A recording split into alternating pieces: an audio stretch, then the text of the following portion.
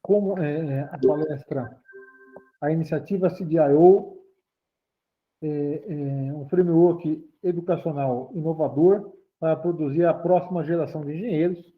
O professor Dr. Messias Borges Silva, professor Messias, livre docente em Engenharia de Qualidade pela Unesp, graduação em Engenharia Industrial pela Faculdade de Engenharia Química de Lorena, mestre em Engenharia Mecânica, doutorado em Engenharia Química, professor assistente doutor da Universidade Estadual Paulista, docente da Escola de Engenharia de Lorena, da USP, fez parte do grupo de docentes do MIT, trabalhou, foi cientista visitante na Escola de Engenharia de Harvard, Ciências Aplicadas, publicou 61 trabalhos em periódicos, 100 trabalhos de congressos, orientou dezenas de teses de doutorado, mestrado, monografias, né? Diretor-geral da atual, da antiga Franquil, uma vasta experiência. Agradeço a presença do professor Messias, que vai nos abrilhantar aí com a sua apresentação. Então, passo a palavra para o professor Messias. Obrigado, Cutri, pelo convite, pela apresentação. Boa noite, meus colegas, minhas colegas de trabalho. Bem-vindos aí ao nosso encontro, onde nós vamos falar, né, sobre a temática principal aí da semana de vocês, né, que é inovação acadêmica, e falaremos isso num contexto que é o contexto que eu tenho vivenciado nos últimos 20 anos, principalmente, e mais recentemente, né, nos últimos 10 anos, com atividades envolvendo o MIT, né, nos Estados Unidos, a Harvard também, Olin College, Stanford, lá no Vale do Silício, e algumas universidades europeias, como Aalborg, na Dinamarca, Maastricht, na Holanda. E, mais recentemente, eu assumi a coliderança de uma iniciativa chamada CDIO, Conceive, Design, Implement and Operate. Isso nasceu, né, lá no MIT, nos Estados Unidos. Hoje já virou, né, uma iniciativa que está aberta para universidades, né, espalhadas pelo mundo.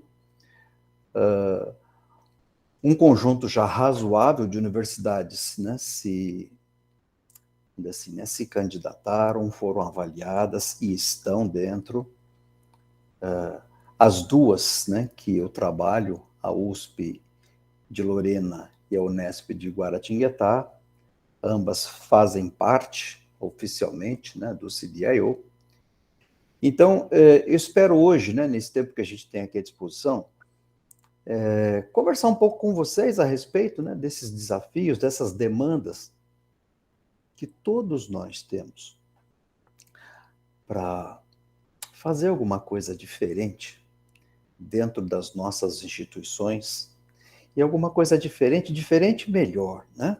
Diferente que seja algo mais atrativo para os alunos, que retenha os alunos, e que nós sejamos capazes de fazer desses alunos profissionais da mais elevada competência para fazer em frente aos grandes desafios que o Brasil tem para sair, né, dessa condição de país em desenvolvimento, e espero, né, que não demore tanto para que nós sejamos, né, de verdade, um país desenvolvido.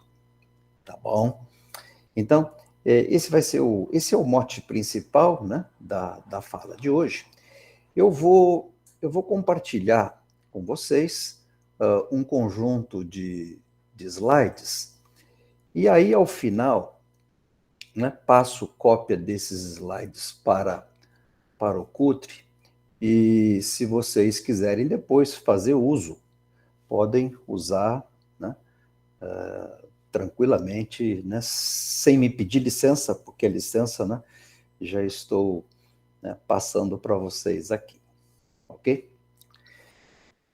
Bom, então vamos lá. A iniciativa CDIO conceive, design, implement and operate no contexto do projeto, da melhoria e da sustentabilidade de cursos universitários. Eu normalmente falo para cursos de engenharia, né?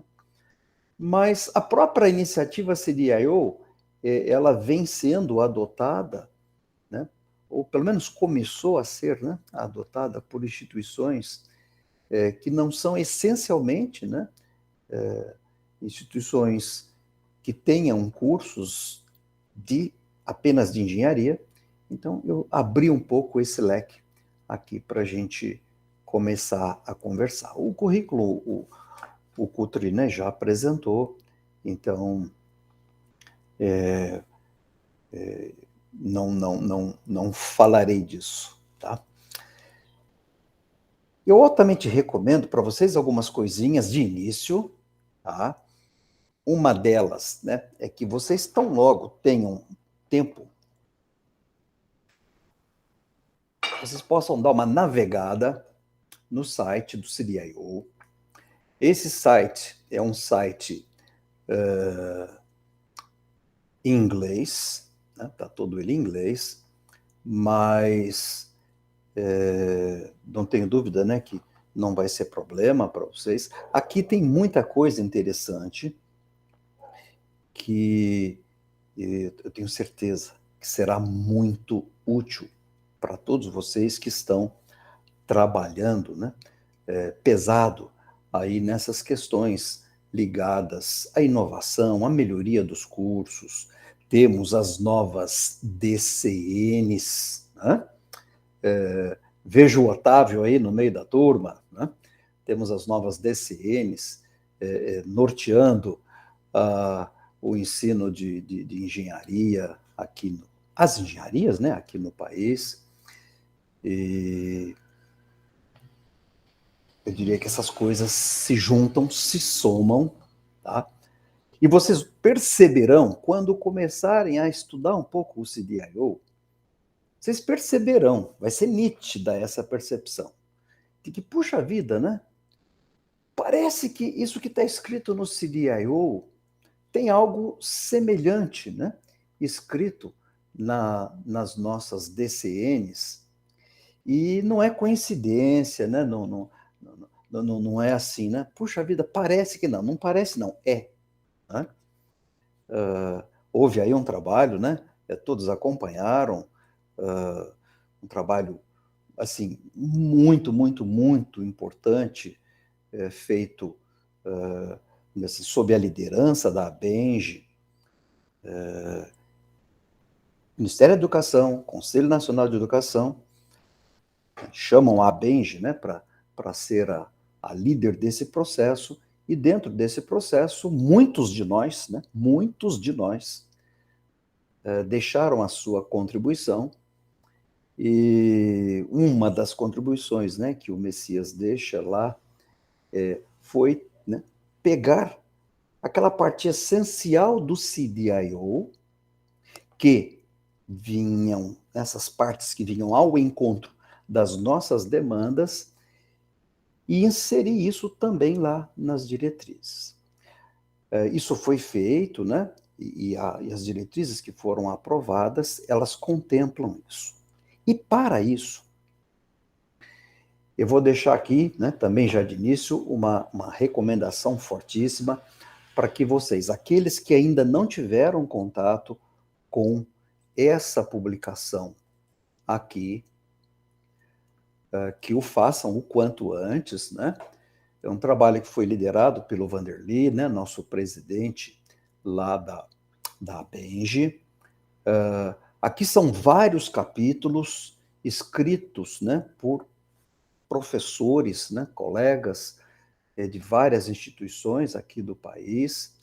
Eu e o meu time tivemos a chance de contribuir em 2 capítulos, e num dos capítulos desse livro, a gente fala do CDIO, tá? A gente fala do CDIO e mostra claramente como que os elementos do CDIO se relacionam com elementos das novas DCNs. Então, a gente diz lá, ó, esse item do CDIO, né, está incorporado lá na DC, no item tal das DCNs. Então, altamente, né, recomendo que vocês tenham contato com essa publicação, aqueles que ainda não tiveram a chance de ter esse contato. Uma vez que a gente vai falar de CDIO, é importante beber na fonte. E a fonte é essa publicação aqui. Rethinking Engineering Education, the CDIO Approach. Esse livro ele foi, né, escrito sob a liderança do professor Ed Crowley, que é lá do MIT. É o cara que efetivamente, assim, né, foi iluminado para escrever isso, não só escrever, né, como fazer isso acontecer. E aí, com a ajuda de mais colegas professores de universidades suecas, principalmente o Johan Malmqvist, da Chalmers University, sai esse livro aqui, Rethinking Engineering Education, que para mim é uma obra-prima para quem, né, como nós, né, trabalha na gestão de cursos de engenharia, de tecnologia, desenha, redesenha.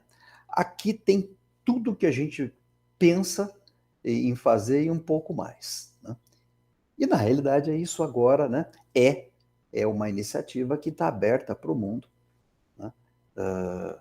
A CDIO Initiative. Bom, esses dois livros aqui, então, eu já recomendei de cara, né? Ali no slide anterior, e também altamente recomendo que vocês tenham contato com essa publicação aqui, Teaching and Learning, STEM, né, que é o Science, Technology, Engineering and Mathematics, escrito pelo professor Richard Felder e pela esposa dele, pela Rebecca. O Richard Felder é um professor de engenharia, né, lá nos Estados Unidos, que ganhou lá nos Estados Unidos o prêmio de Educador do Século.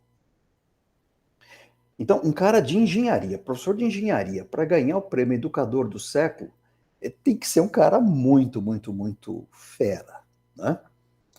E a Benji trouxe, né, o Richard Felder no Cobenji do ano passado, né? E isso está gravado, né? Altamente recomendo o pessoal assistir a fala do Richard Felder, mas eu tive a chance, né, muito antes disso, né, 15 anos atrás, conhecer pessoalmente o Richard Felder e ser aluno do Richard Felder, né, num curso que não tinha nada a ver com ensinar engenharia, mas como ser professor de engenharia, né? Assim como eu imagino, né, que boa parte, né, dos colegas e das colegas teve formação, por exemplo, em engenharia, tecnologia, algo similar, fez mestrado, fez doutorado, mas nunca foi orientada, nunca fez curso, né, nunca foi devidamente capacitado para ser professor, para ser professora. Então, eu quando estava procurando, né, um pouco disso, eu então descobri o Richard Felder e fui ser aluno do Richard Felder. Foi assim, para mim, uma coisa muito, muito, muito importante na minha vida de professor. Eu era professor, eu sempre fui professor de engenharia, né?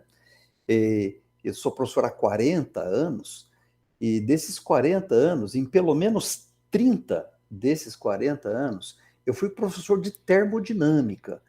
E termodinâmica é uma disciplina que ferra em qualquer lugar, né? Qualquer lugar. E eu ferrava também, né? Eu tinha, na época, né, 40% de reprovação todo semestre. 40%. Mas reprovava 40% dos meus alunos sem o menor remorso. Os alunos me falavam: Messias, suas aulas são ótimas. A gente entende tudo que você fala nas aulas. A gente só não consegue fazer sua prova. E aí, muito tempo depois, eu fui descobrir que realmente, né, a minha régua era colocada lá em cima.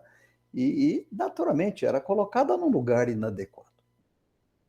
E tendo, né, sendo aluno do professor Richard Felder, no momento que eu era 40% reprovador, no curso do Richard Felder, o Richard Felder faz a seguinte afirmativa. É o Richard Felder que fez essa afirmativa, educador do século. O Messias estava como aluno dele naquele momento. Partindo do princípio que o aluno quer aprender, e a gente sabe que tem aluno que não quer. Então, o aluno que não quer nada com a dureza, milagre a gente não consegue fazer, não. Então, vamos pegar, separar, vamos pôr de lado aquele aluno que não quer nada. E vamos pegar o outro grupo, que é um grupo normalmente maior, né? Que é o grupo dos alunos que querem aprender. E aí o Richard Felder fala o seguinte: partindo do princípio que o aluno quer aprender, se ele não aprende, o grande responsável é o professor. Eu falo isso, né? Falo isso. E tem colega meu, né? Os teolégicos às vezes querem me enforcar. Que isso, Messias? Isso foi dito pelo Richard Felder e para mim fez um efeito muito grande. Fez um efeito muito grande, porque uma das coisas que a gente faz, né, na nossa carreira docente é dar aulas. Dar aula. E quando a gente dá aula, né, quando a gente vai para a sala de aula, tem várias coisas envolvidas. Tem o conteúdo, tem, né, a carga horária, tem a avaliação. A avaliação é um dos pedaços, né? É um pedaço desse todo. E nesse pedaço, né, eu era assim. E o Richard Felder fala: olha, se o aluno quer aprender, ele não aprende, o responsável é o professor. Aí eu fui rever isso, fui rever, né, alguns dos meus conceitos. E aí, né, aí é uma coisa que a gente vai discutir por muito tempo, né, Otávio? É essa questão de avaliação, capacitação de professores. Nós efetivamente, quando estamos nesse lugar mágico chamado sala de aula, a gente repete aquilo que nos foi entregue. Grande maioria de nós. Eu fui assim por pelo menos, sei lá, pelo menos 30 anos, dos meus 40. Eu preparo para mim, né? Preparo uma boa aula, dou uma boa aula, os alunos falavam: isso você é fera, sua aula é ótima. Tanto que me chamavam depois para ser paraninfo, para ser patrono. Né? A gente não consegue fazer sua prova. E aí, né, de novo, essa questão, né, da avaliação. Aí eu fui ver que realmente, né, avaliar não é apenas, né, submeter os alunos a um conteúdo e de uma forma simplificada, avaliar a capacidade que o aluno tem de memorizar aquelas coisas que aconteceram. O nosso sistema, ele é um sistema ainda assim.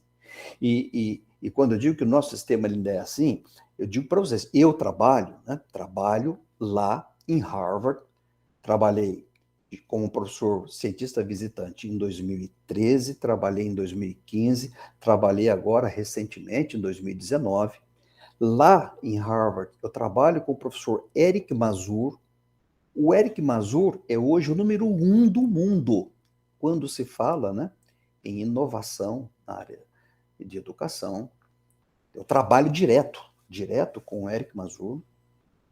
E o Eric Mazur, né, teve a coragem de fazer, né, lá na Harvard, uma experiência muito interessante. Bom, quando a gente olha, então, vamos lá, quando a gente olha os alunos da Harvard, a gente olha o histórico escolar dos meninos, das meninas, é A de ponta a ponta. A de ponta a ponta. A molecada é boa? É boa. Os nossos tão bons? Os nossos também são bons, tá? Mas vamos lá. A de ponta a ponta. Bom, A é aquele aluno que tirou a nota máxima, né, na disciplina. E teve a coragem de, alguns meses depois de ter, né, ministrado a disciplina, convidar alunos nota A para participar de um projeto, onde nesse projeto eles teriam que colocar em prática aquelas coisas que eles aprenderam na disciplina que tiraram um A. E, para surpresa geral, 40% dos estudantes não foram capazes de atender aquela demanda. Mas espera aí, o cara tirou A na prova, na disciplina, não na prova, tiraram um A na disciplina. E 40% desses caras não conseguem fazer frente àquela demanda que apareceu. Moral da história, o cara tirou A, mas não aprendeu. Hoje, né? Hoje, de uma forma, eu entendo que muito feliz, né? A Benji propôs e isso foi aceito, está andando, né?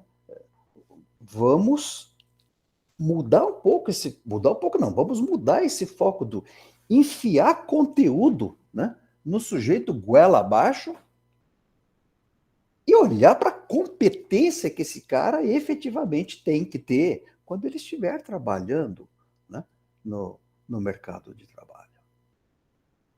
Isso eu vou falar com um pouquinho mais de detalhes ali na frente. Mas eu estou, né, fazendo esse preâmbulo, né, para dizer, olha, fala do Richard Feldman. Meus amigos, colegas, amigos, professores, quando a gente vai avaliar, a gente tem que olhar um monte de outras coisas.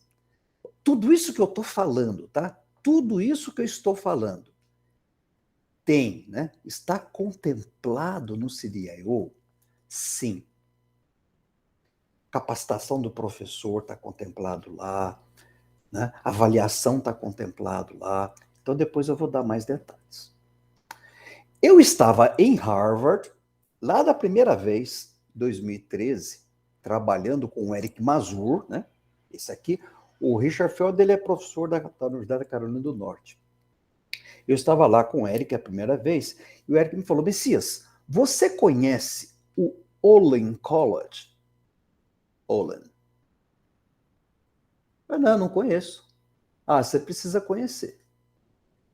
Aí eu fui lá. O Olin College fica na região da Grande Boston. E eu fui lá conhecer o Olin. Meu Deus do céu. Que sonho. Que sonho. Né? Nós que somos professor, imagino que boa parte de vocês, né, sejam professores de engenharia. Quando a gente olha, a gente entra no Olin College e vê o Olin College funcionando, fala, caramba, meu, tudo que a gente sonhou um dia na vida de ter, está lá no Olin College. Os alunos, né, são ensinados por projeto do momento que eles entram, né, como calouro, né, lá é o freshman. Engenharia lá são 4 anos, né? Primeiro ano é o freshman, segundo ano é o sophomore, terceiro ano é o junior e o quarto ano é o senior. Desde quando ele é freshman, né? Ele é bicho, né? Ele já está fazendo projeto. Matemática, física, ciências de uma maneira geral, essas coisas não vão aparecendo para eles como a gente ainda faz, como a maioria do planeta ainda faz, né? Você tem os blocos, você vai entregando os blocos E o aluno que se vire lá na frente, e esse lá na frente normalmente é quando ele já está no mercado de trabalho, ele que se vire para fazer a ligação entre essas coisas. Aqui o aluno já vê tudo conectadinho. E sempre, né? Bom, lá no Olin College eu fiz um curso de gestão acadêmica para a inovação. E os dois professores lá do Olin College, né, que me deram aula, foram esses dois caras aqui. E esses caras escreveram esse livro aqui, A Whole New Engineer. Eu diria assim, né, que quem está aqui nesse time e tem, né, ligação com o ensino de engenharia, com o ensino de tecnologia, não pode deixar de estudar esses 4 aqui. Então, esse é nosso, produzido pela Bench, esse aqui do Richard Felder, esse do pessoal do Olin College. Mas você não vai nem recomendar aqui o do Eric Mazur, que é o número 1? Bom, o Eric Mazur, ele tem, né?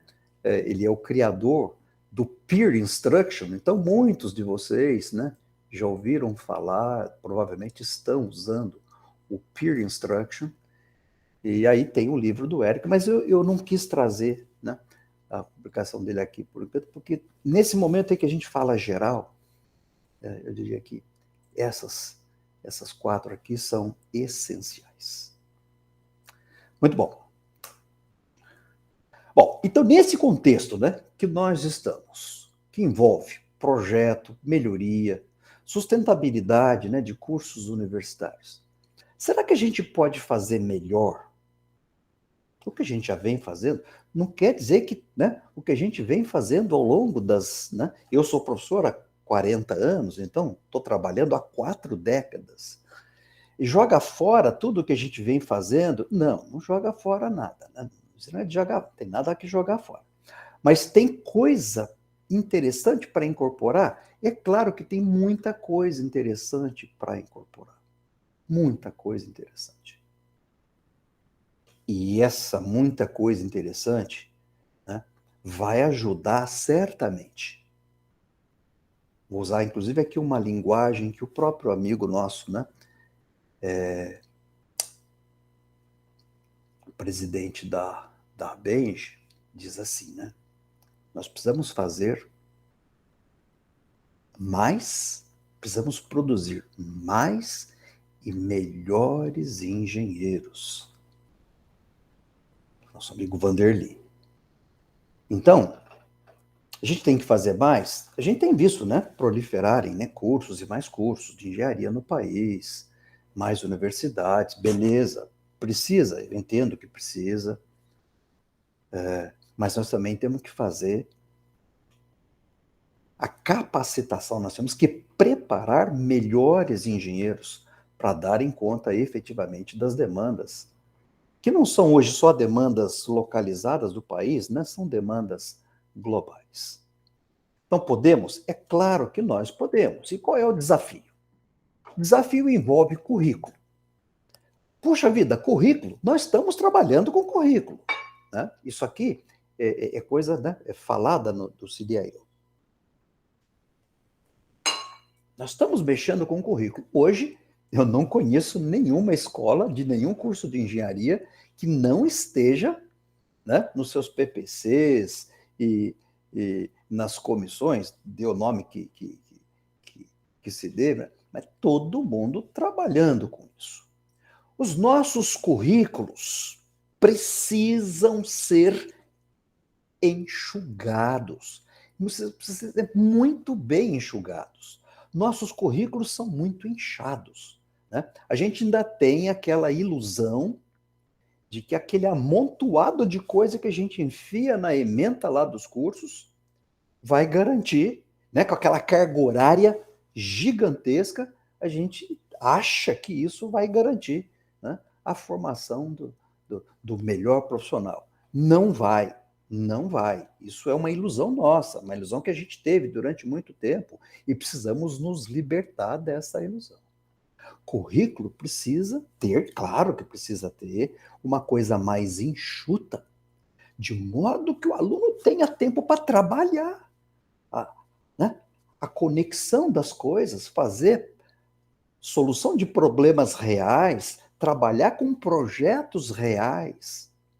Não que, né, as listas de exercício estejam... Não, continua dando lista de exercício, tudo, mas o aluno tem que ter tempo para fazer engenharia enquanto ele está se formando em engenharia. Nós temos que fazer muito melhor a preparação do lugar, o lugar onde a gente usa para ensinar. Ninguém aguenta, e essa geração que nós estamos, né, ensinando, nós temos dentro das nossas universidades o pessoal da geração millennial, e desde o ano retrasado começou a chegar nas nossas universidades a galerinha da geração centennial. Geração Y e geração Z. Que pensam diferente da grande maioria dos professores. A grande maioria dos professores que estão ensinando nas universidades são professores da geração X. E ainda tem professor como eu, que é baby boomer, né? Então, tem um conflitão aí que o pessoal da geração X, pessoal muito, muito fera. Daqui a pouco eu mostro um pouquinho as idades, né? Pessoal muito fera, né? Muito bom, mas que ainda acredita, né? Que ficar no quadro lá, ou, né, colocando slide de PowerPoint, que vai fazer a moçada aprender. Não vai. Não vai, literalmente não vai. Hoje a gente ainda tem a grande maioria das nossas, vou chamar de sala de aula. Eu não gosto mais de chamar de sala de aula, né? Espaço de aprendizagem é assim, um termo mais interessante, né? Mas aquela salinha de aula tradicionalzona, né? Carteira, né, uma atrás da outra, aquela carteirinha dura. Tem gente que tem ainda tem carteira universitária. Não. Se o aluno vai aprender fazendo projeto com problema, o aluno tem que trabalhar junto. E esse sistema de auditório e esse jeitinho engessado de sala de aula, não dá. Né? Principalmente essas duas gerações que nós estamos recebendo, né? Eles aprendem de uma maneira diferente que nós. Eles não conseguem ficar 1 hora e meia, parado, sentado, olhando para a cara do professor, o professor escrevendo coisas. Não aguenta. Eles não aguentam. Bom, olha só, elencando aqui algumas coisas, né, que a gente pode fazer melhor, que nós temos como desafio hoje, seja via DCN, seja via outras vias, né? Mas isso tudo aqui está dentro do CDIO. Como usar melhor, né, os recursos, né, para o ensino, o processo de avaliação, né, o assessment. Lá fora eles chamam isso de assessment. Esse cara que eu trabalho com ele, né, na Harvard, o Eric Mazur, ele é o Dean do Applied Physics da Escola de Engenharia e Ciências Aplicadas da Harvard. O Eric, a disciplina que ele ministra é física. E eu já assisti, tá? Eu já fui lá para a aula da graduação, eu fico sentadinho lá no fundo da sala, eu já assisti 3 vezes o curso de física que ele dá para os alunos, né, da graduação lá da Harvard. Primeiro dia de aula, primeiro dia, se apresenta, os alunos se apresentam. E aí, a hora que ele começa a falar, ainda usando alguns slides, um dos primeiros slides que ele usa, ele diz assim, aqui nesse nosso curso, no lecture, no assessment.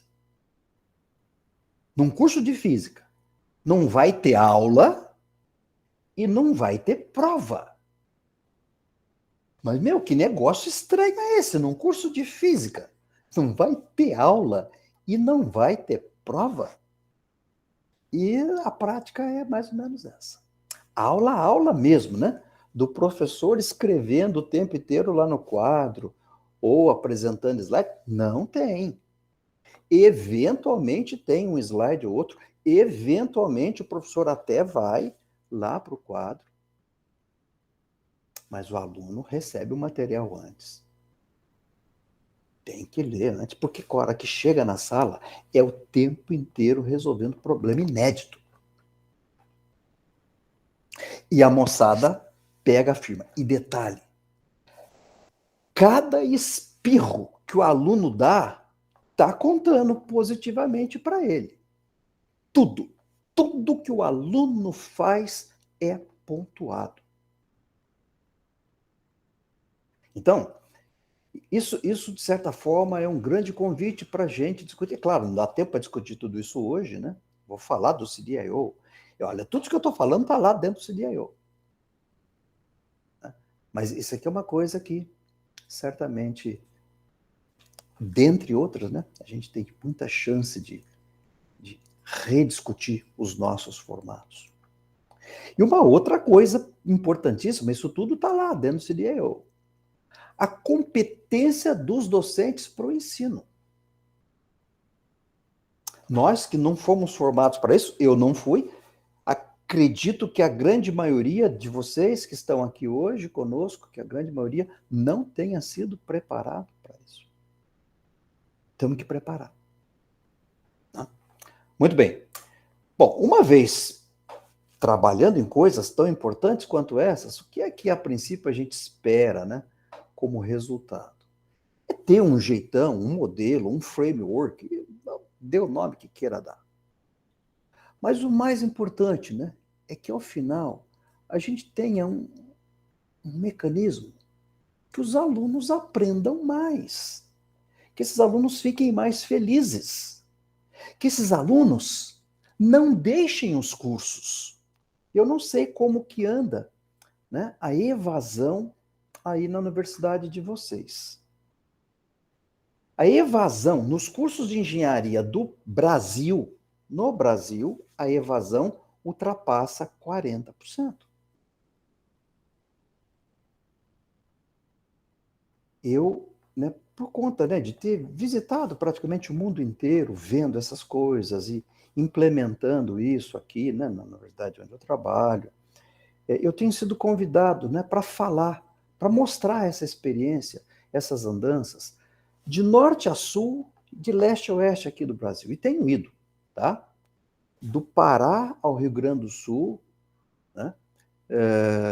Norte a sul, leste a oeste. Quando nós não estávamos, né, no período de pandemia, o pessoal me mandava a passagem aérea, me pegava no aeroporto, eu ia para a universidade, então estava lá reitor, estava lá pró-reitores, professores, e uma conversa muito parecida, né, com essa que nós estamos tendo hoje aqui. A gente tem falado, né? E nessas andanças eu pergunto, né, como é que anda a evasão de vocês? E aí eu tive uma surpresa, eu só não preciso dizer onde, não é o caso, mas numa das federais, né, por onde eu passei, a evasão na engenharia é de 70%. 70% de aluno indo embora. É claro que tem muitas variáveis envolvidas, tem muitos fatores envolvidos, mas aqui eu quero explorar aqueles que estão, assim, muito na nossa mão, muito sob o nosso controle. Nós precisamos fazer com que aula seja uma coisa mais atrativa para os nossos alunos. A aula não tem que ser aquela coisa chata. A aula não tem que ser aquela coisa que o cara fala, meu Deus do céu, tem que ir lá na aula. E tem que ir porque tem que responder presença. Nesse curso, né, que eu acompanhei lá na Harvard 3 vezes, né, como observador lá na graduação, não tem chamada, né? Lá o aluno não é obrigado a assistir aula. Se o aluno é bom o suficiente para estudar o material e fazer lá as avaliações. Mas, por exemplo, nesse, né, que eu fui, o aluno é avaliado toda hora, não tem prova. Então, o aluno está lá todo santo dia, não falta, não tem como faltar, porque se faltar, vai faltar nota para o cara. Né? E a moçada vai feliz, vai e vai feliz. Então, é possível ser feliz num curso de engenharia? É possível ser feliz num curso de engenharia. Bom, eu vou passar rápido por isso aqui. Alguns de vocês que já me conhecem, provavelmente até já viram esses meus slides, né? Mas eu gosto de mostrar isso aqui para fazer uma relação ou uma correlação dessas coisas com o que tem sido o nosso ambiente sala de aula. Se a gente pegar lá em 1906, quando Santos Dumont pegou 14 bis, coloca isso no ar, e o momento que a gente pisa na Lua, né, em 1969, essa brincadeira aqui leva menos de um século. Ou seja, na prática, 63 anos. Em 63 anos, a gente, de ter saído do solo com algo pesado, motorizado, a gente consegue pisar na Lua e voltar vivo. Né? Se a gente pega 1969, né, momento que nós estamos pisando na Lua, e agora, 2021, 52 anos se passaram. Meio século. O que é que aconteceu nesse meio século? Que não tinha no momento que nós estávamos pisando na Lua, em 1969. Bom, aqui está escrito, mas eu vou transformar em figura para facilitar a vida. Drone. Era coisa que a gente pensar, até às vezes pensava, né? Quem assistiu, o pessoal da minha geração, né? Assistiu os Jetsons, né? Então tem muita coisa lá dos Jetsons, né? Que a gente vê aqui. Né? Mas drone, sequenciamento genético, DNA, manufatura aditiva, né? Impressão 3D, sistema de comunicação, né? Um GPS, ressonância magnética, inteligência artificial, própria internet de uma maneira mais ampla, e aí os seus navegadores, né? os smartphones, os tablets da vida. Nada disso era possível em 1969, quando nós estávamos pisando na Lua. Então, uma coisa é clara, né? E não é novidade para nenhum de nós. As coisas mudam e mudam muito rapidamente. Se nós pegarmos, por exemplo, né, no setor aeronáutico, né, dos primeiros para os atuais. Isso aqui é brasileiro, tá? Isso aqui é brasileiro. Isso aqui é o E2 da Embraer. Isso aqui é brasileiro. Isso aqui é brasileiro. O portfólio é grande. Eu só trouxe 3 do portfólio das aeronaves que o Brasil faz. A gente consegue, então, né, fazer negócio complicado como a aeronave, colocar isso no mercado internacional, mas a gente não consegue com a maioria dos produtos que nós fazemos. Não consegue. A gente não consegue preço, principalmente preço. Às vezes até a gente consegue chegar num determinado padrão de qualidade, mas a gente não consegue cumprir prazo direito. Né? O preço do nosso produto final é muito caro. A gente consegue vender commodities, né? Hoje a gente vende muito bem, né? Commodities agrícolas. Se trabalhar bem o solo, né? Você vai ter solo para plantar a vida inteira. Então, nada contra a commodity agrícola. E eu, particularmente, tenho alguns senões em relação às commodities minerais. A gente, hoje, né, com esse potencial que a gente tem, por exemplo, né, de, de minério de ferro, a gente ainda importa aço. Então, tem certas coisas dessa equação zona, né, que precisam ser melhor tratadas. Né? Claro que para fazer isso tem que ter gente muito competente para fazer isso, tem que ter gente competente nas esferas governamentais, né? Mas não vou entrar nessa seara hoje. A gente vê, então, esse desenvolvimento fantástico. Se a gente olhar para o setor automobilístico, né, a gente vê, né, uma evolução fantástica. Se nós olharmos para o setor de telecomunicações, a gente vê uma evolução fantástica. Eu, Messias, telefonei num cara desse aqui. Hoje as minhas netas, né, meus netos, falaram, vou comprar iPhone 12. Eu ainda não tive coragem, né, para comprar. Ainda tenho um desse aqui, como a grande maioria de vocês, né? Mas eu particularmente vi, né, todas essas fases aqui acontecerem. Bom, se nós pegarmos esses 3 setores, né, que eu elenquei, que o exemplo trouxe como exemplo, e tentarmos fazer uma inferência, né? Como é que isso vai ser daqui 100 anos? A gente não sabe. Como é que vai ser daqui 50 anos? A gente não sabe. Como é que vai ser daqui 20 anos? A gente não sabe. Poxa, se a gente não sabe como é que vai ser, então o que a gente vai ter que ensinar dentro, né, das nossas universidades? Então aí é um desafio nosso, né?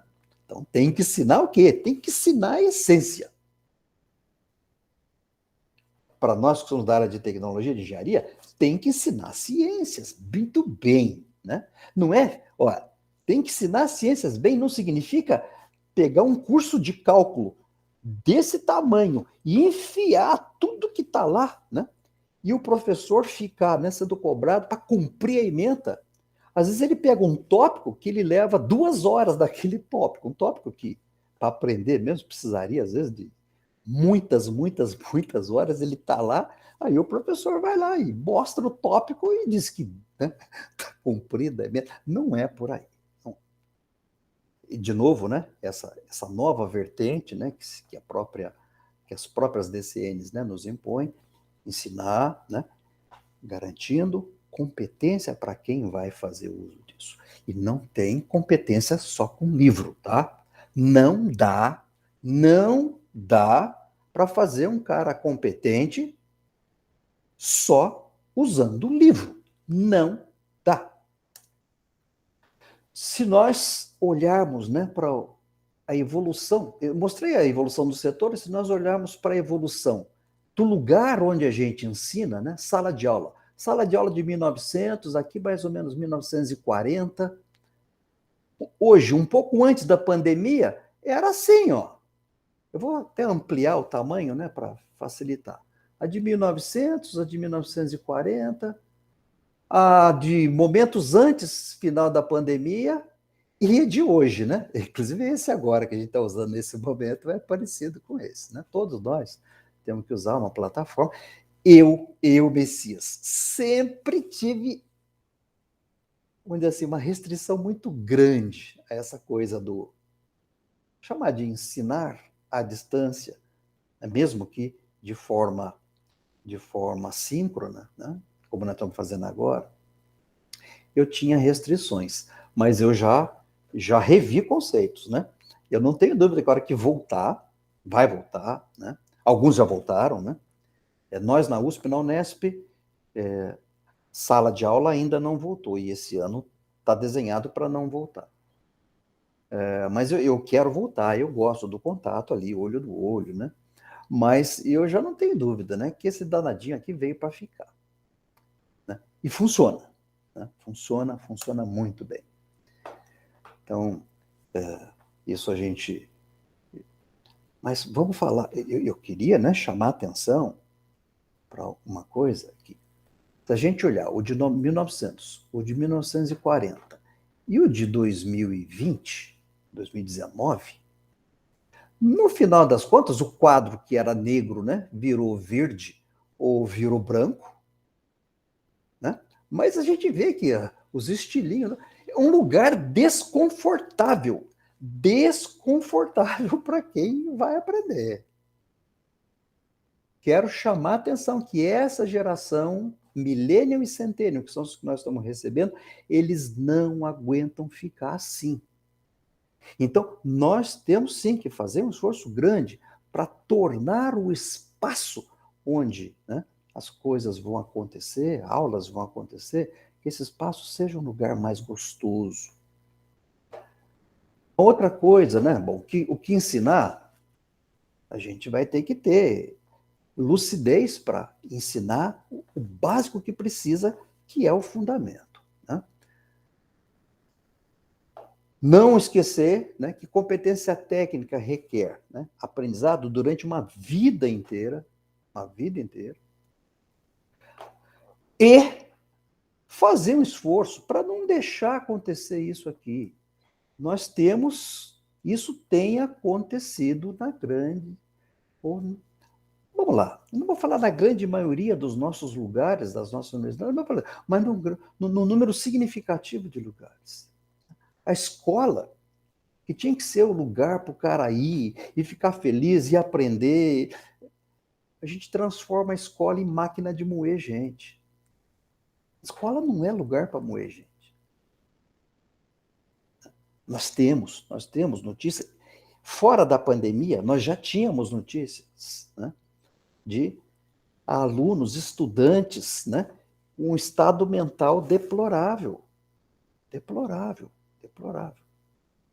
Não que a universidade seja a causadora, né? O estudante, quando ele já chega, né, com uma história, e o jeito, né, que a gente ainda tem, ele acaba sendo uma espécie de catalisador para acabar de ferrar, né, a cabeça. Não, é uma coisa importante.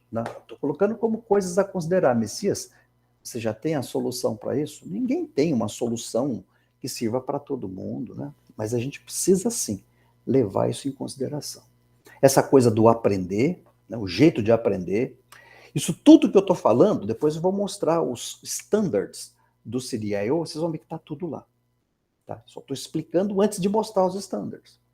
Quando a gente escuta, né, o quanto se aprende, quando a gente lê, quando a gente vê um audiovisual, uma demonstração, ou seja, a nossa universidade, exceto nos cursos das áreas médicas, das áreas da saúde, particularmente, né, medicina, odontologia, veterinária,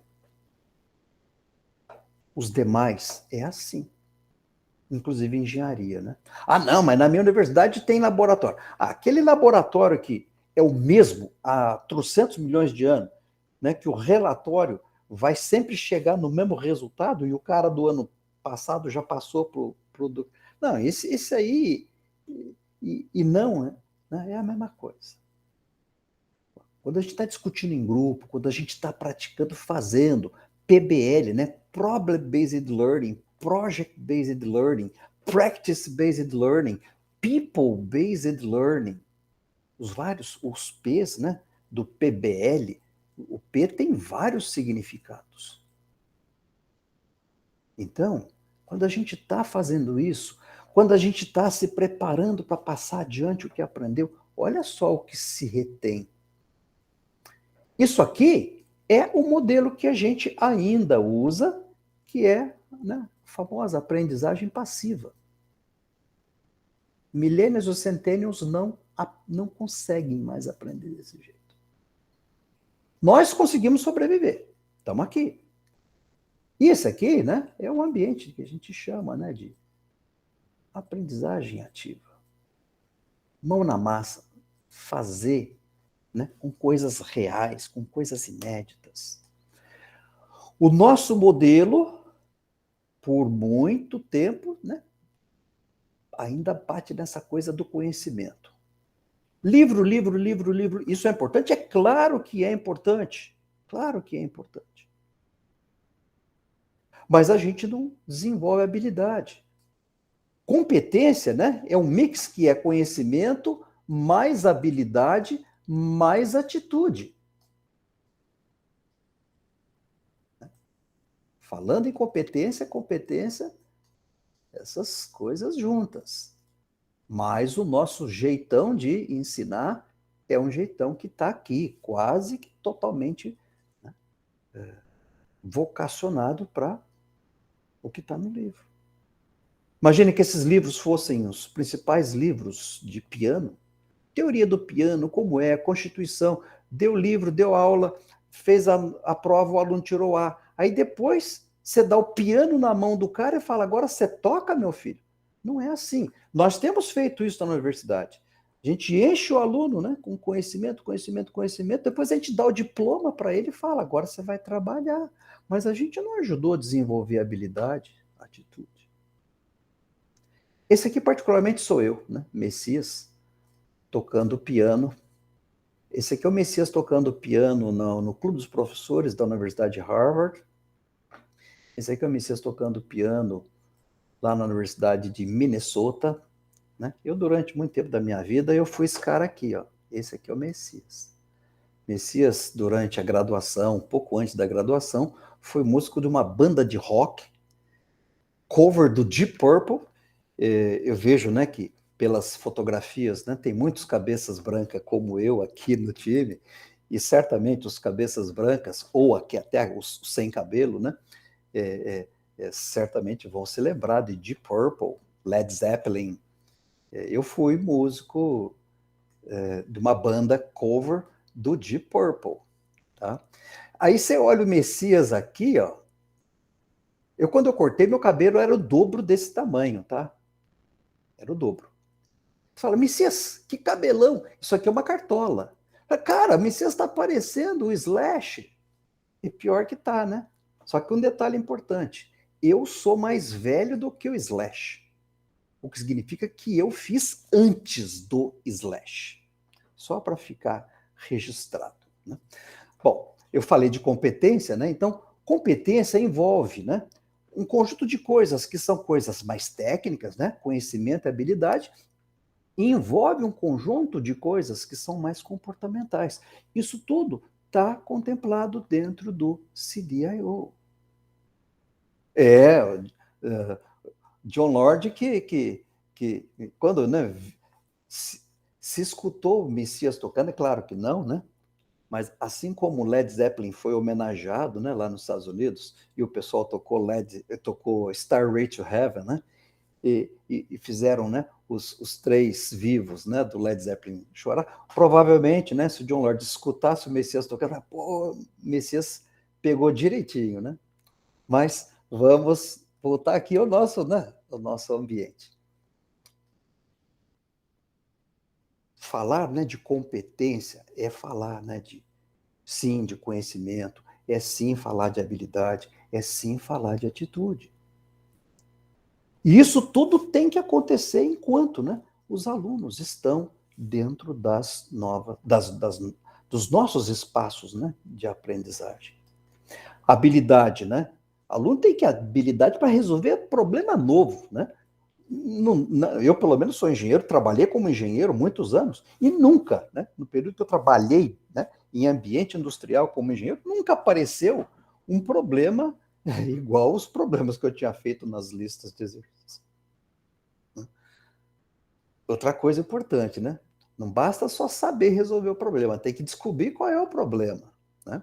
Usar modelo, né? Saber predizer, pensar em solução alternativa, ter essa visão da gestão, né? Planejar antes de fazer. Então, engenheiro tem que ser assim, engenheiro bom, né?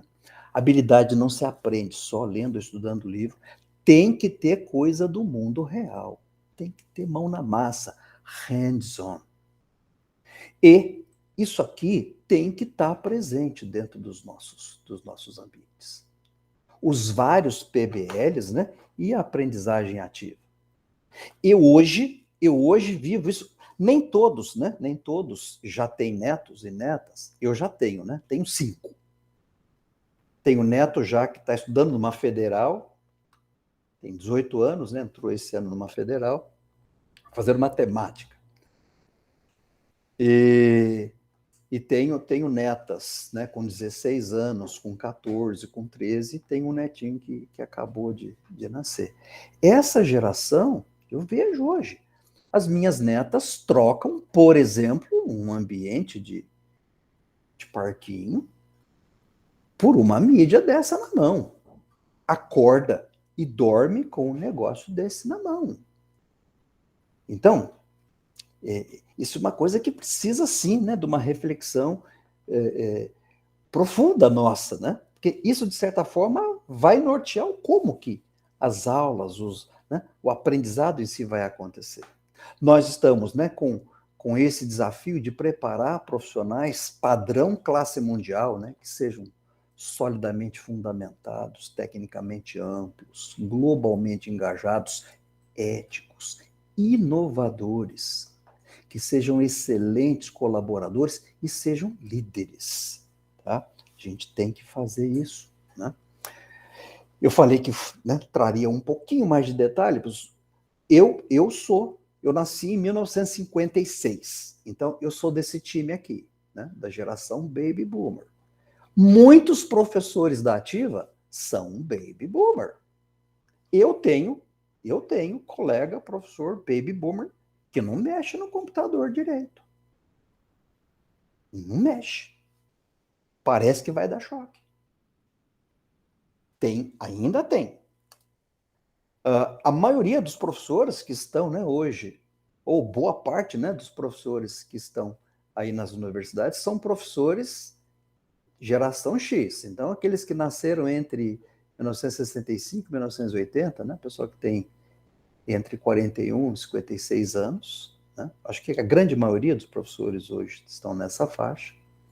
São feras? São feras, são feras, mas não pensam igual ao pessoal millennial, né, que é a geração Y, o pessoal que nasceu entre 82 e 95. Então, quem tem hoje de 26 a 39 anos, né, que é essa geração da internet, o pessoal 100% plugado, né, não aprende, não consegue aprender olhando só o professor no quadro.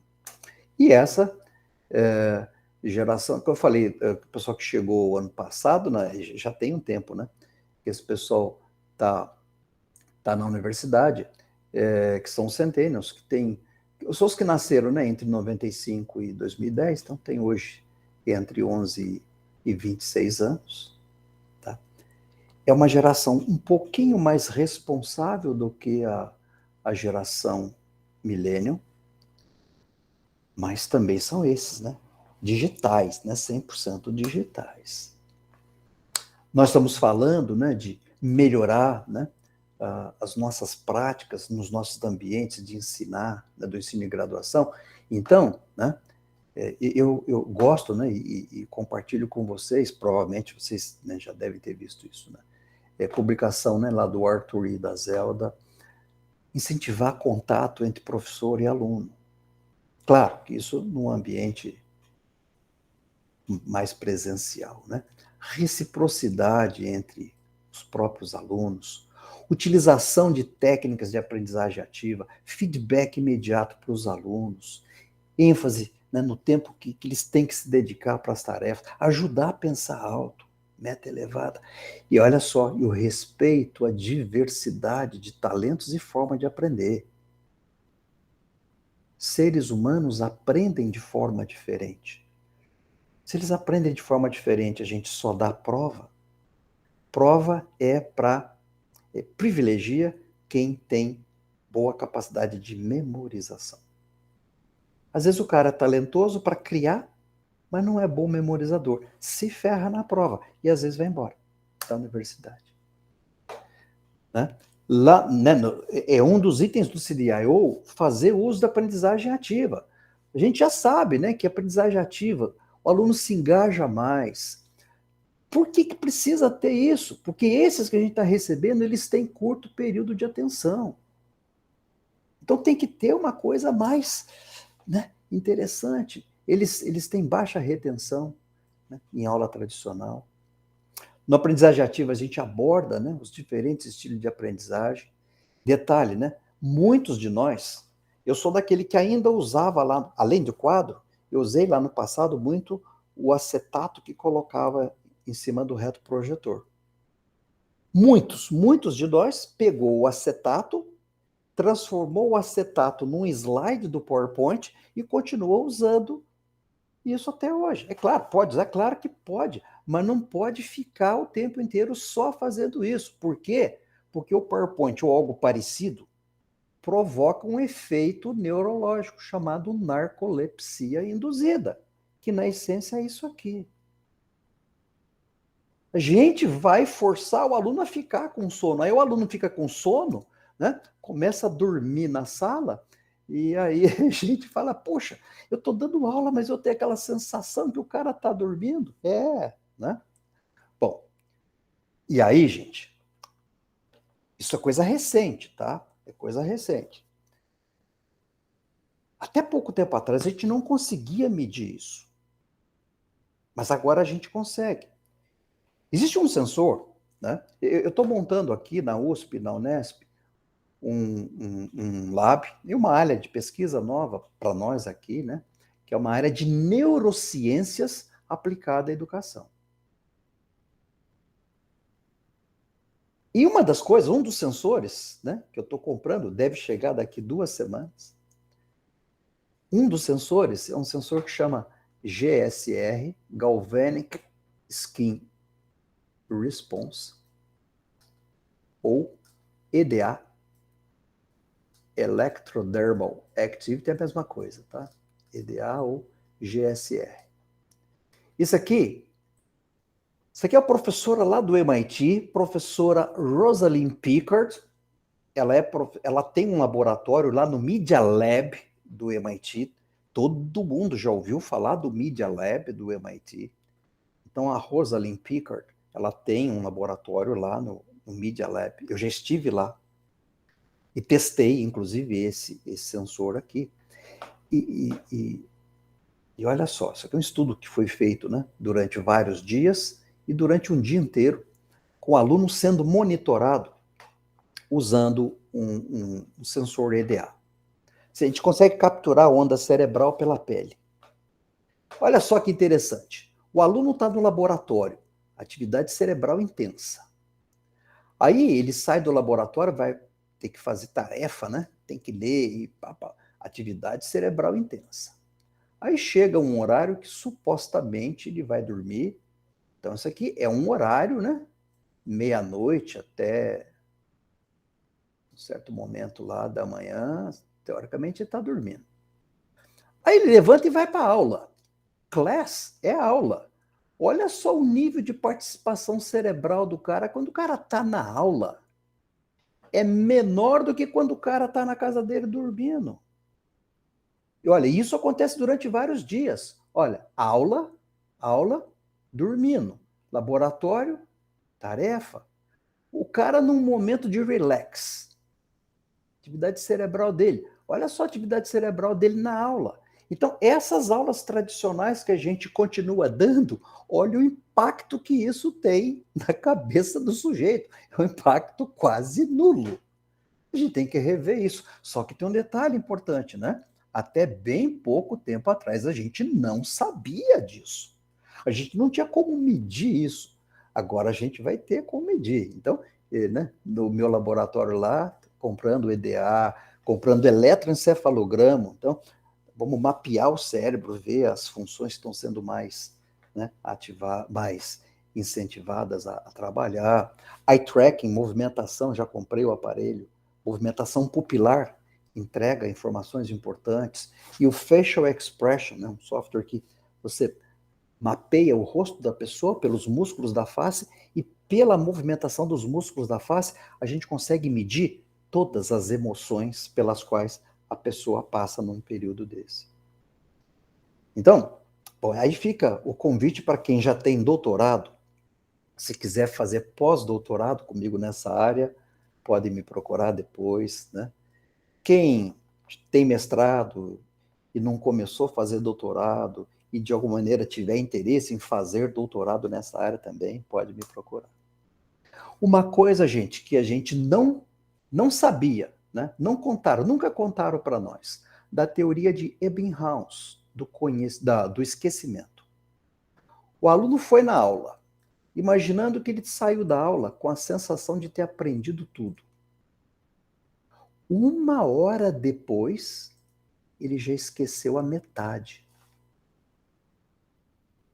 Se não tiver a volta programada, logo depois da aula, no dia seguinte, depois de uma semana e depois de 30 dias, se não tiver a volta, olha o que acontece.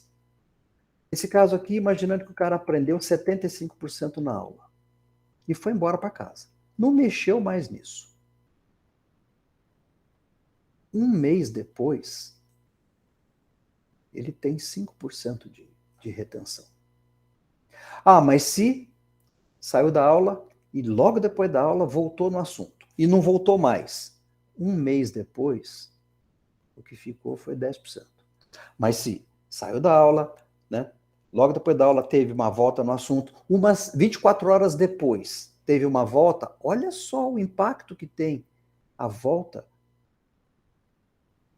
Né? Logo depois, ops, minha mão está ruim. 30%. Uma semana depois, a volta, olha só. E um mês depois, a volta. Não são voltas com o mesmo tempo de dedicação. Mas tem que ter a volta. Porque se não tiver a volta, vai esquecer. Vocês se lembram do que eu comentei lá do Mazur? Pegou alunos que tiraram um A na disciplina e alguns meses, poucos depois, chama os caras para um projeto e 40% não conseguiu dar conta. Aí a gente vai dar, né? A gente ensina cálculo diferencial integral para o moleque no primeiro ano e o cara só vai usar cálculo diferencial integral quando ele está no quarto ou no terceiro. Aí quando chega lá no terceiro, é claro que esqueceu. É claro que esqueceu. Aí o professor do terceiro ou do quarto ano fala, quem que deu aula de cálculo para você? Como se o grande responsável, né, fosse o professor, né, que deu. Não, o cara vai esquecer. É o sistema. O sistema tem que também pensar nessas coisas. Muito bem. Esses são os dispositivos, né, lá do meu laboratório. Veja que eu falei um monte de coisa que está 100% dentro, né, dos desafios, está dentro das DCNs. E agora eu vou falar, para a gente poder ir embora, né, do CDIO, que foi como a chamada, né, que foi feita, né, lá para vocês. The CDIO Initiative is an innovative educational framework for producing the next generation of engineers. Então, CDIO envolve uma coisa que todo engenheiro tem que ter, capaz de conceber, capaz de projetar, capaz de implementar e capaz de operar. Engenheiro é assim, né?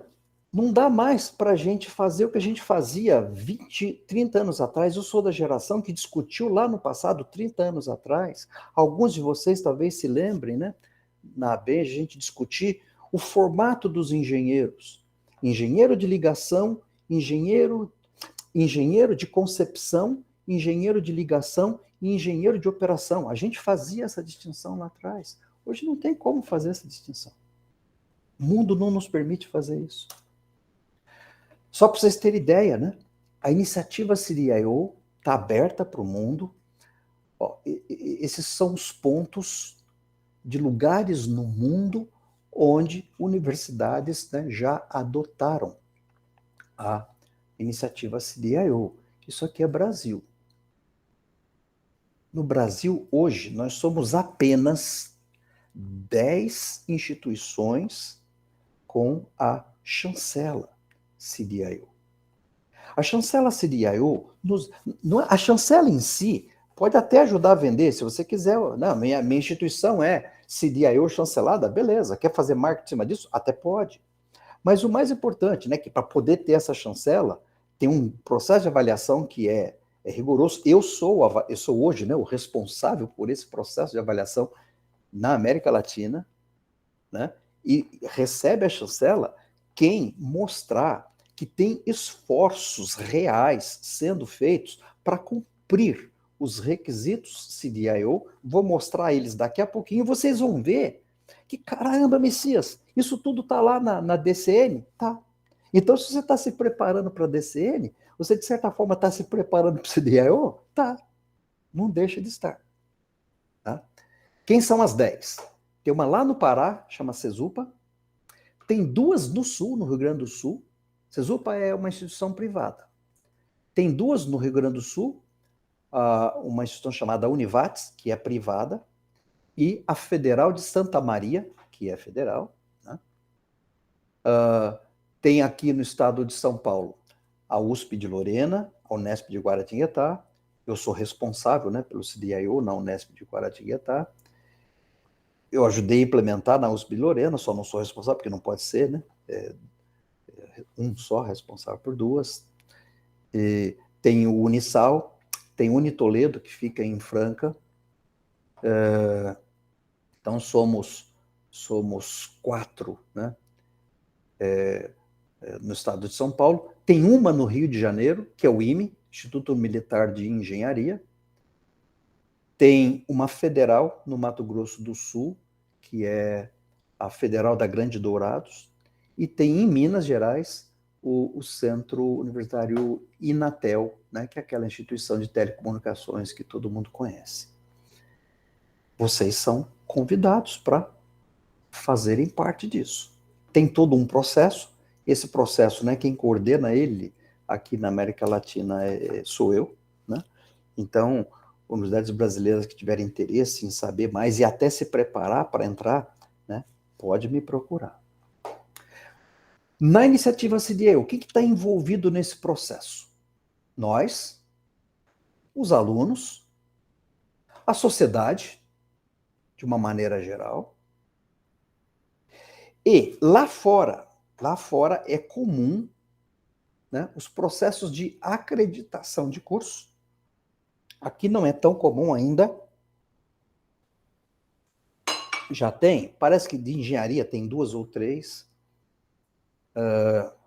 mas não é uma coisa tão comum no Brasil. Não tenho dúvida que vai se transformar em algo mais comum, né, no desenrolar aí do tempo. Tá? Mas esse é mais ou menos o jeitão do CDIO. O CDIO, ele é algo que ajuda tremendamente esse nosso ambiente, que é o ambiente de Engineering Education, sistemas e produtos, para ajudar a projetar o currículo, ajuda a capacitar professores, né, para esse ambiente, avaliação e o relacionamento com o mundo real. Eu diria assim que mais recentemente, né, esse ambiente que era quase que essencialmente apenas Engineering Education, ele também vem sendo capturado, né, por instituições que não são de educação e engenharia.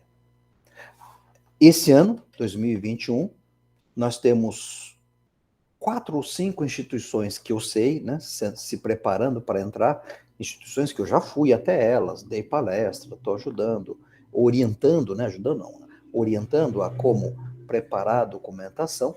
Uma delas é a FATEC de São José dos Campos, né, o sistema FATEC aqui no estado de São Paulo, né, todas as localidades, as macro-localidades têm, né, particularmente a FATEC de São José dos Campos, está com a documentação praticamente pronta para submeter esse ano. Né? E FATEC, não, pelo menos a de São José, não forma engenheiros. O CDIO, né, ele é um modelão, né, um approach que enfatiza fundamento, a gente não pode abrir mão, ele está, né, vinculado a esse ambiente geralzão de conceber, implementar, operar, né, produtos, processos, sistemas. E olha, ele se esforça para tornar a engenharia, outras carreiras eu que coloquei, tá, atrativas para os alunos, a fim de mantê-los no programa e na profissão. Olha só, isso ajuda tremendamente a evitar ou minimizar uma coisa que nos preocupa bastante, né, que é a evasão. No CDIO, a gente tem 3, chama de grandes metas, né? Uma tem a ver com domínio, né, de conhecimento prático, profundo, liderança, né? Aí tem a ver já com essa questão, né, do como se comportar, né, em ambientes onde tem gente, né, e que tenha, né, uma compreensão profunda, né, sobre o impacto estratégico que tem pesquisa e desenvolvimento tecnológico na sociedade. Sem isso, não se desenvolve. Sem isso, não cresce. A gente não quer que isso esteja incorporado nos nossos alunos? É claro que nós queremos. O CDIO, né, ele está fortemente baseado, né, numa estrutura que olha para o currículo e faz o currículo, né, se integrar dentro daquele sistemão, né, onde ele está, seja rico em projeto mundo real, e integra, né, aprendizagem de habilidades profissionais com trabalho de equipe e comunicação, aquilo que a gente chama, né, de competência, novas DCNs, né, nos falam isso, realça, né, é importante essa coisa do aprender de forma ativa e experiencial, e melhora o tempo inteiro. É o total quality, né, inserido aqui dentro. Como é que isso começou? Isso começa lá nos anos 90, dentro do MIT. Aí no comecinho dos anos 2000, 3 universidades suecas se incorporam, né, numa atividade junto com o professor Ed Crowley, particularmente a Chalmers, a Linköping e a KTH. São aqueles nomes, né, do pessoal que escreve o livro. Eu coloquei lá no começo. Esse aqui é o professor Ed Crowley. Na última estada minha, 2019, fala, mas Messias, você está de cabelo branco aqui, em 2019 está cabelo pretinho, branqueou em menos de 2 anos. Aqui estava pintadinho, né? Aí a pandemia me fez assumir de vez, né, os cabelos brancos, mas esse é o cara que criou, Ed Crowley. A estratégia que a gente tem usado, né, aqui nas nossas universidades é de levar professores para ver isso acontecendo na prática.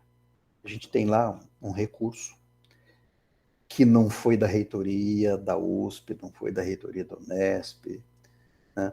É um dinheiro que a gente produz, um dinheiro que a gente poderia colocar no bolso, mas a gente não coloca. Legalmente poderíamos colocar, mas porque a gente acredita nessa coisa, a gente é apaixonado por essa coisa chamada educar. A gente pega esse dinheiro, coloca num fundo, eu administro esse fundo, e com esse fundo a gente faz modificações de estruturas físicas dentro da escola, e principalmente, né, essa capacitação, né, de professores para essa coisa mais tchan, né? Eu levo para fora, né, do país, vão para Harvard, vão para o MIT, vão para o Lincoln College, vão para Stanford, vão para Dinamarca, Aalborg, vão para Holanda, vão para Espanha, vão para Portugal. Eu dou a passagem, dou a comida e dou o hotel. Claro que não dou dinheiro para o cara comprar presente, né? Isso aí é problema dele. Mas na volta... Bom, primeiro que para poder ir tem alguns pré-requisitos, né? Quando tu está conversando comigo e eu convido para ir, tipo, você quer ir comigo para Harvard? Falou, louco, Messias, você quer? Se o olhinho da pessoa brilha, aquele brilho de vontade de chorar mesmo, né? Esse é um dos requisitos que para mim é importante para o cara poder ir. Porque é aquele que volta e volta para ajudar a fazer esse processo acontecer. Então, esse é o nosso time. Esse cara aqui é o Eric Mazur, da Harvard, né? Meu supervisor lá da Harvard. Até 2019, aqui no Brasil, nós éramos apenas 3 instituições, Unisal, Unitoledo e nós, Unesp, Guaratinguetá. Em final de 2019, mais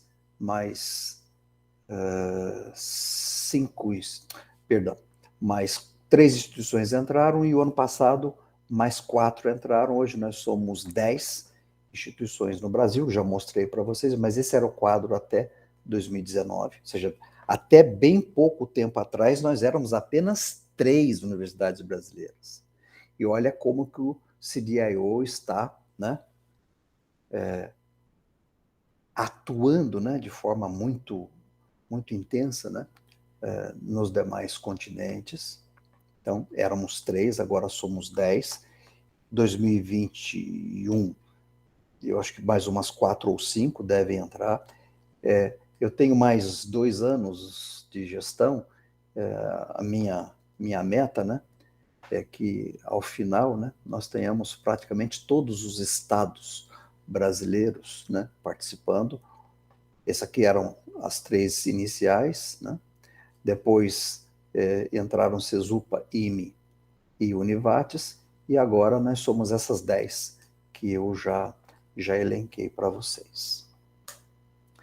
O CDIO, ele tem, isso agora é para finalizar mesmo, né? Uma estrutura baseada no que é chamado lá, né, de sílabos.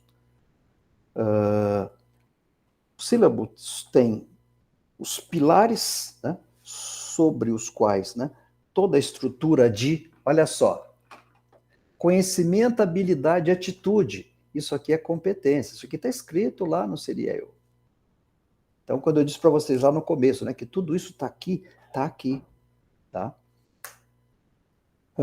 Os sílabos, ele envolve, né, o primeiro nível, né, conhecimento científico, raciocínio lógico, engenheiro tem que ser assim, habilidade pessoal e profissional, então já entra mais naquela coisa que lá fora eles chamam de soft skills, e aqui no Brasil nós chamamos, né, de habilidades transversais, as interpessoais, né, as pessoais, profissionais e interpessoais, e coloca tudo isso dentro de um contexto de criação, projeto, implementação e operação. E fechando mesmo, quando a instituição vai se candidatar, ela tem que mostrar para a gente, né, tem um comitê avaliador, ela tem que mostrar, né, que a instituição ela está dentro do contexto global CDIO, ela entende o que é isso, ela sabe da importância disso, resultados de aprendizagem, né, learning outcomes, quer dizer, como que a instituição olha para essa coisa, né, do que é o aluno efetivamente aprender. Currículo integrado, introdução à engenharia, né? Tudo isso você fala, nossa, mas Messias, a gente... experiências, né, ligadas a projeto e implementação, o Engineering Workspace, os espaços de aprendizagem. Agora tem a nova versão, na nova versão não chama mais Engineering Workspaces, chama Engineering Learning Workspaces, né? Então, espaços de aprendizagem mesmo, né? Essas experiências integradas que envolvem escola, envolve sociedade, envolve empresa, né? Olha só, Active Learning está aqui dentro. E olha só, tem 2 itens que, de certa forma, se relacionam com a competência dos professores, as habilidades dos professores num ambiente, né, que é o ambiente educacional, no ambiente de ensino. Fala também aqui, ó, do processo de avaliação, né, o assessment, né, aquilo que para nós seria a prova, né, a avaliação comum. E tem que ter, né, uma sistemática, né, que continuadamente olhe para o programa, né, para que melhorias sejam efetivamente implementadas ao longo do tempo. Messias, para entrar, eu tenho que estar bem? Não. Existe um processo que a instituição se autoavalia, em cada um desses 12 standards, e as notas são dadas de 0 a 5. Eu posso estar com nota 1, na verdade de 1 a 5. Eu posso estar com nota 1, Messias, em alguns desses itens? Pode. Não tem problema que, né, você ainda não tenha atingido excelência naquele item. Mas tem que estar claro, né, que ó, hoje é 1, mas existe um plano, aí esse plano tem que ser apresentado para nós, um plano estratégico para que em 2 anos, em 3 anos a gente saia de 1, vá para 2, vá para 3, a nota máxima é 5. Eu até hoje não vi, né, uma instituição com 5 em todos os requisitos, tá? Então esse é um processo, aí é claro, né, mais detalhes de um processo como esse, quem tiver, né, a instituição que estiver interessada, pode me chamar num momento específico e a gente vai, por exemplo, falar só dos standards e como que esse processo de autoavaliação deve acontecer, como que as explicações devem ser dadas, como que as evidências objetivas, né, devem ser entregues com fotos, com laboratórios, com um monte de coisa. Então, É basicamente isso. Aí não vai dar tempo, né? Aqui é uma historinha que eu conto de como esse processo aconteceu lá na Unesp, mas isso vai ficar para um outro momento. Nós ainda temos alguns minutinhos para possíveis perguntas. Deixa eu só parar de projetar aqui, e aí eu fico mais próximo de vocês.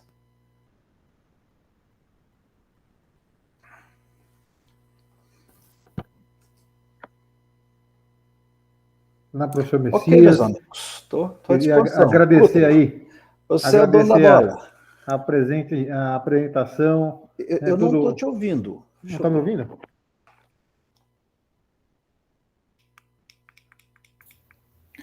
Aqui eu estava ouvindo normal. Agora estou ouvindo. É que eu esbarrei aqui no meu voluminho, aí tinha baixado aqui. Está fechado o microfone agora, professor Tá me ouvindo? Rodrigo. Ok? Ok. Certo. Agora estou te ouvindo. E Beleza. queria agradecer ao senhor pela brilhante palestra, né?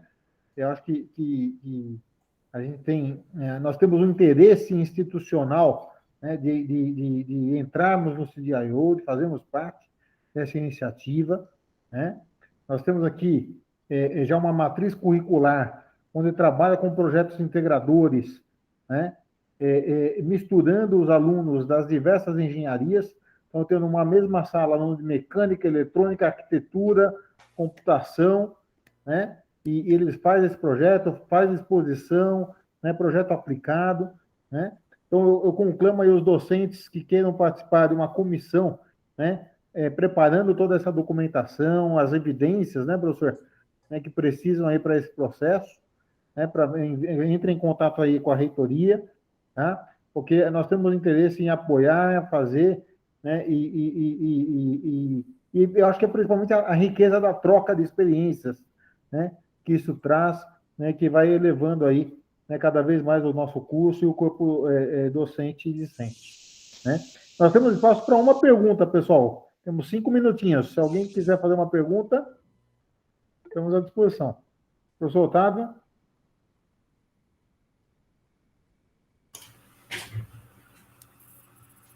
Estão me ouvindo? Estamos ouvindo, Otávio.